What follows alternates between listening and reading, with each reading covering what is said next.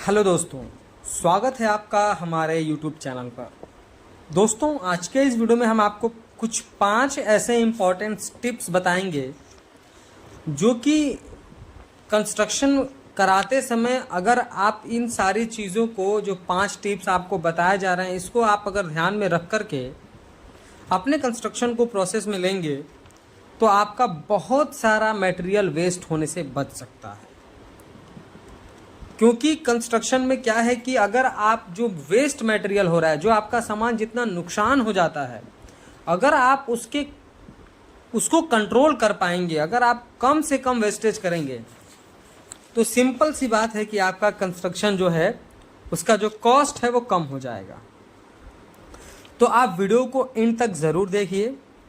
हम आपको 5 ऐसे इंपॉर्टेंट टिप बताएंगे जिससे आप घर भी मजबूत बना सकते हैं और आपका मटेरियल वेस्ट भी नहीं होगा और आपके घर का जो एस्टिमेटेड कॉस्ट था वो भी रिड्यूस होगा। यानी कि जो जितने पैसे लगने थे तो उसमें जो एक्स्ट्रा आपने वेस्ट करते हैं वो आप बच जाएंगे। तो आपका जो वेस्टेज है उसके पैसे आपको बचेंगे, तो कंस्ट्रक्शन का कॉस्ट भी आपका रिड्यूस होगा, कम होगा। तो सबसे पहले हम बात करेंगे, हम ज़्यादातर साइडों पे देखते हैं कि जब कंस्ट्रक्शन स्टार्ट होता है तो लोग सीमेंट को जब अपने साइट पर मंगवाते हैं तो उसको मिट्टी के ऊपर ऐसे ही रख देते हैं और एक बार में आप डेली बेसिस पे तो आप सीमेंट नहीं मंगवाते हैं। ऐसा नहीं है कि आज अगर 4 बोरी सीमेंट लगना है तो आप 4 ही मंगाएंगे। आप कम से कम 10-20 बोरी, 50 बोरी, 30 बोरी, 40 बोरी सीमेंट मंगवाते हैं। अब होता यह है कि हम जब सीमेंट तो मंगवा लेते हैं पर डेली इतनी खपत होती नहीं है, 3 या 4 बैग की खपत होती है।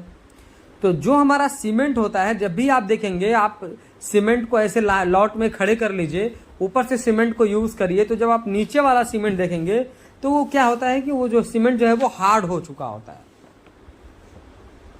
और हार्ड होने की सबसे बड़ी प्रॉब्लम ये है कि जब सीमेंट को आपने अनलोडिंग कराया तो आपने उसको ऐसे ही सॉइल के ऊपर रख दिया। ज़्यादातर कंडीशन में ये देखा जाता है कि सॉइल के ऊपर लोग रख देते हैं। अब क्या है कि नीचे से जो है उसको नमी मिलती है, सॉइल से नमी मिलती है हमारे सीमेंट को, और सीमेंट एक लेयर नीचे हार्ड हो जाता है। और आप सब जानते हैं कि इस तरह की अगर स्लम होंगे सीमेंट में तो कंस्ट्रक्शन में यूज़ करने से लिए मना किया गया है ऐसे सीमेंट्स को। तो फिर वो आपका वेस्टेज हो जाता है। या फिर कई जगह ऐसा देखा जाता है कि सीमेंट को अनलोडिंग करवा के रखवा लिया गया, उसको कवर करने का ऐसा कुछ इंतज़ाम नहीं कराया गया और सडनली बारिश आ गई, सारा सीमेंट हमारा वेस्ट हो गया। क्योंकि बारिश में आपका सैंड एग्रीगेट कम नुकसान होगा, आपकी गिट्टी बालू कम नुकसान होंगे। पानी पड़ेगा तो वो बहुत होगा, तो थोड़ा बहुत पानी के साथ बहेगा सैंड आपका, लेकिन सीमेंट तो पूरा वेस्ट हो जाएगा आपका। तो ये कंस्ट्रक्शन में सबसे बड़ा जो है मिस्टेक हमने देखा है कि लोग सीमेंट को ज़्यादा वेस्ट करते हैं। अब सही तरीका क्या है? जब भी आप किसी प्रोजेक्ट को स्टार्ट करें तो आप जो है एक स्टोर रूम बनाएं। हर साइट पर एक स्टोर रूम बहुत ही इम्पॉर्टेंट है, जिसमें आप कंस्ट्रक्शन में यूज़ होने वाले इक्विपमेंट, अपने सीमेंट्स, इन सारी चीज़ों को एक सेफ जगह प्रिजर्व करके रखते हैं, जिसको कि आप वेदर से बचाते हैं, चोरी होने से बचाते हैं। तो आपको एक स्टोर रूम प्रिपेयर कर लेना है, उसके बाद ही अपना कंस्ट्रक्शन जो है आपको आगे करना है। दूसरा, स्टील रखने का तरीका भी लोगों का बहुत ही ख़राब है, जिसकी वजह से स्टील में जंग लग जाता है। बहुत साइडों पे देखा गया है कि बस स्टील आया, ज़मीन पर अनलोडिंग हो गई और छोड़ दिया उसको। ऐसे आपको नहीं करना है। इससे होता है कि अगर आप स्टील नीचे रख देंगे तो उसको भी मॉइस्चर मिलता है, और वो लोहे की प्रॉपर्टीज़ है, वो लोहा है, तो मॉइस्चर मिलेगा तो जो क्या है कि उसमें नमी जब आएगी तो उसमें जंग लगेगा, और किसी भी लोहे में अगर जंग लग जाता है तो उसकी स्ट्रेंथ ख़त्म हो जाती है। तो इसलिए आपको जब भी स्टील की भी अनलोडिंग करानी है तो नीचे आप या तो गुटका लगाएं, जिस तरह आपको इमेज के माध्यम से दिखाया जा रहा है, जो कि बहुत ही सही तरीका है। या फिर इसको भी, अगर आपका स्टोर रूम आपने इतना अच्छा बनाया है, अगर बड़ा बनाया है, तो आप इसको भी वहीं पर रखें। पर ज़्यादातर जगह पर देखा जाता है कि स्टोर रूम इतने बड़े नहीं होते हैं कि स्टील को भी रखा जा सके, तो नीचे गुटका लगा दिया जाता है, लकड़ी का छोटा छोटा गुटका लगा दिया जाता है, जिसकी वजह से ये सारी प्रॉब्लम्स नहीं आती हैं। अब हमारा जो तीसरा पॉइंट्स ये है कि ज़्यादातर आप देखे होंगे कि जब घर का कंस्ट्रक्शन होकर रेडी हो जाता है तो पहले हम अपना कॉलम बना लेते हैं, उसके बाद ब्रिक वर्क करते हैं। और कॉलम ब्रिक वर्क जब करते हैं हम, तो कॉलम और ब्रिक वर्क के ज्वाइंट्स पर हमको क्रैक दिखने लगता है कुछ ही दिन बाद। और अगर उस क्रैक लगे हुए दीवार पर अगर आप डोर विंडो फिटिंग कर देंगे तो वो डोर विंडो के लोड को लेकर ही वो जो है गिर जाएगा।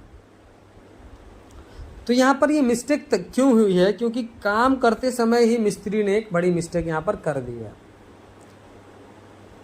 जब कॉलम पहले कास्ट हो जाता है तो जब आप कॉलम के सरफेस को टच करेंगे तो वो आपको बिल्कुल स्मूथ दिखाई देगा।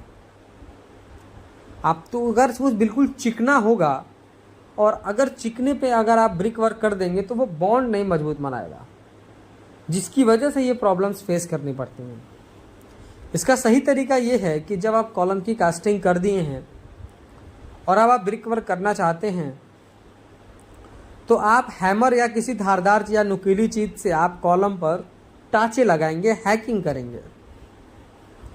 हैकिंग जो है आपका कम से कम 3 से 4 mm डीप होना चाहिए और कम से कम 2 से 3 इंच लंबा होना चाहिए। कुछ इस प्रकार का आप हैकिंग करेंगे। हैकिंग करने के बाद आपको हैकिंग किए हुए कॉलम पर पहले पानी डालकर उसको मॉइस्चर देना है, नमी देना है। क्योंकि अगर आप नमी नहीं दिए होंगे तो कॉलम आपका सूखा होगा। आप ब्रिक वर्क करने के लिए मोटार लगाएंगे, मोटार का पानी, मसाले का पानी जो है वो अपना कॉलम सोख लेगा। तो पहले आप वहाँ पर पानी डाल के उसको क्यूरिंग कर देंगे। उसके बाद टाँचे किए हुए या फिर हैकिंग किए हुए सरफेस पर आपको सीमेंट की स्लरी अप्लाई करनी है, सीमेंट की स्लरी लगाना है, सीमेंट का घोल लगाना है। उसके बाद आपको ब्रिक वर्क का काम अपना करना है। टाँचे लगा देने, हैकिंग कर देने से जो हमारा स्मूथ सरफेस था वो खुरदुरा हो जाता है, जिसकी वजह से वो पकड़ मजबूत बना पाता है। तो ज़्यादातर साइडों पर यह मिस्टेक होती है कि मिस्त्री वहाँ पर हैकिंग ही नहीं करता। तो आपको ऐसा अपना साइड पर मिस्टेक नहीं होने देना है। अब जो चौथा हमारा पॉइंट है, आप इमेज में देख सकते हैं कि कुछ समय के बाद, स्लैब कास्टिंग होने के कुछ समय के बाद स्लैब जो है नीचे की तरफ गिर जाता है कुछ इस तरीके से। और इस इमेज में आप देख सकते हैं कि जो रेनफोर्समेंट है, जो स्टील है, वो कितना जंग खाया हुआ है। अब इसके गिरने का सबसे बड़ा रीज़न यही है कि स्टील में जंग लग गया और जो स्लैब था उसकी पकड़ कमज़ोर हो गई। इसकी वजह से स्लैब के नीचे का हिस्सा गिर गया। अब इसमें मिस्टेक ये हुआ कि स्लैब की कास्टिंग करते समय सरिया एकदम नीचे जगह पर आ गया, क्योंकि हमारा जो कंक्रीट होता है उसमें वेट बहुत ज़्यादा होता है। आप सरिया बांध देंगे, कंक्रीट की ढलाई करेंगे, कंक्रीट के वेट से हमारा जो स्टील है वो दब जाता है। और जब स्टील बिल्कुल नीचे की तरफ आ जाता है तो उस पर सारे के सारे मौसम का इफेक्ट पड़ता है और उसमें जब नमी मिलती है हमारा सरिया धीरे धीरे खराब होने लगता है। उसके बाद जो है कुछ इस तरीके से हमारा स्लैब गिर जाता है। अब इससे बचने का उपाय यह है कि जब स्लैब की कास्टिंग करी जाती है उसी समय एक मिस्टेक कर दी जाती है। जब भी आप स्लैब की कास्टिंग करें, जैसा मैंने आपको बताया कि ये प्रॉब्लम हुई थी क्योंकि हमारा स्टील नीचे आ गया था बिल्कुल, तो उसका सही तरीका ये है कि आप कम से कम 25 mm का कवर ब्लॉक अपने स्लैब में यूज़ करें।